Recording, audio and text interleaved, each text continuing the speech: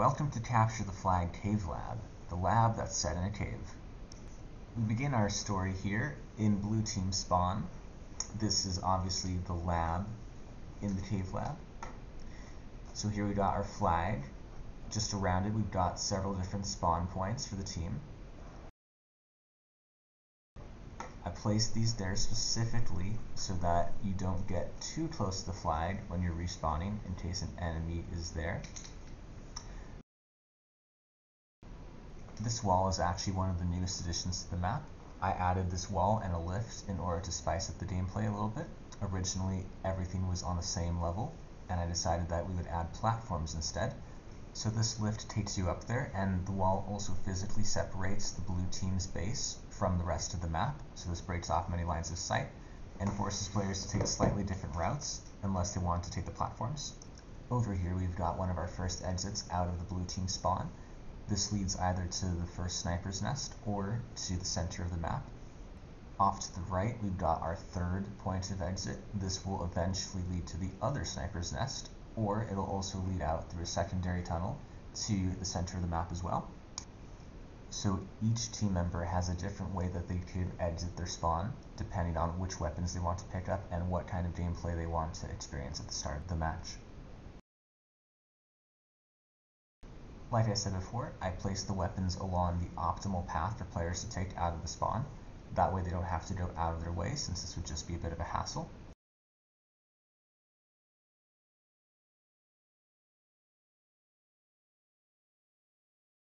Here I've got some of my stalagmites that I 3D modeled for the cave, since I wanted to make some props that were more specific to my vision of the map.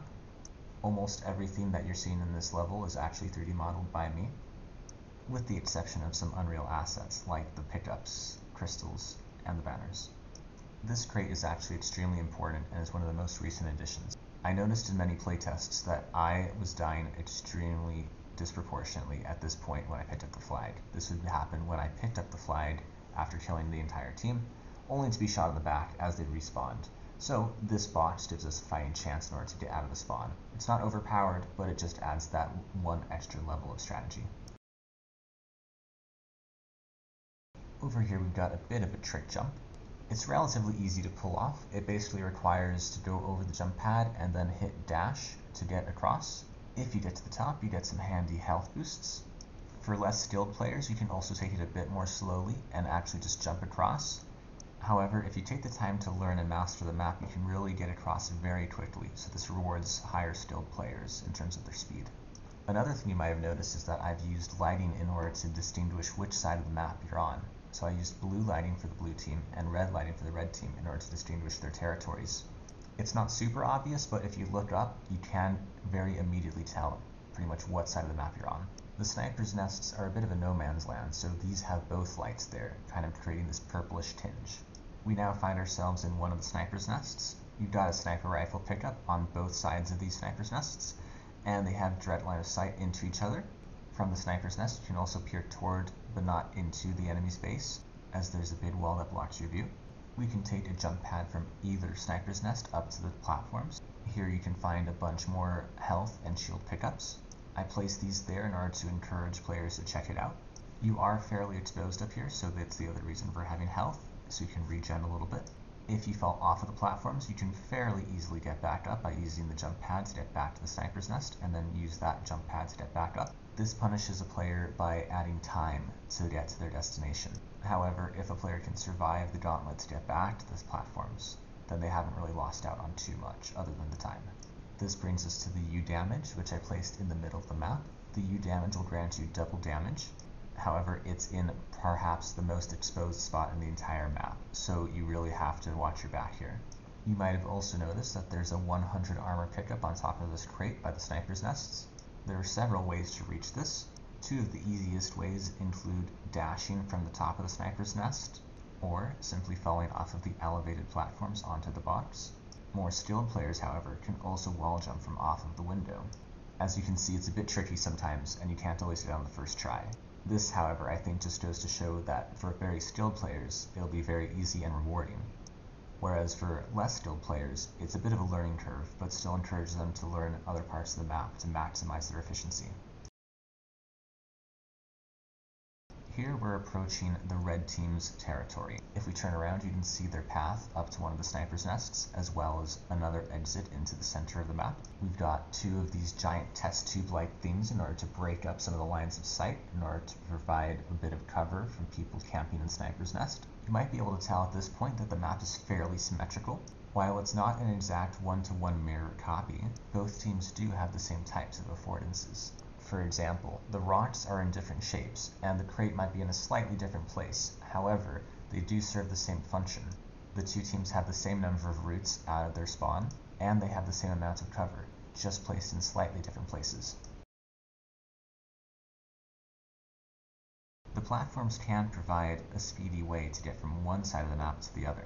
However, as I mentioned before, you are fairly exposed, so this is a bit of a risky move as opposed to taking one of the outer routes. With regards to the skill ceiling, I wanted to point out what you can do with this lift. If you're a new player, you might just take the lift up to the top and walk off of it. There's nothing wrong with that. But if you know how to play Unreal, you can do something else. Once the lift approaches its apex, you can hit shift to dash, which launches the player sky high, straight into the action. You can see here just how quickly a player can get across the map if they know what they're doing. The platforms act as a kind of highway to get players from A to B extremely quickly. You might have also noticed that in some areas of the map there are slight elevation changes where you have a tiny little hill. These are here to break up long lines of sight which should otherwise unfairly favor snipers. What could otherwise become a very long range area becomes much more mid-range to close range. If you want to be fighting or go to one of the smaller corridors, it's better to go on foot. However, if you want to get to one general region of the map very quickly, the platforms are a good way to do that.